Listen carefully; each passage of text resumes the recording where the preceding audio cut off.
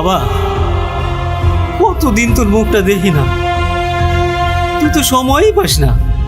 যদি সময় পাস তাহলে বাপটার এসে একটু দেখে যাস।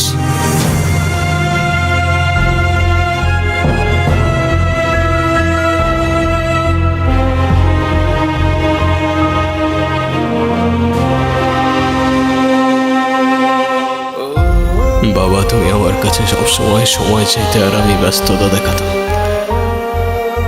আজ আমি তোমায় দেখতে এসেছি বাবা, কিন্তু তোমায় দেখার ভাগ্য নেই আমার।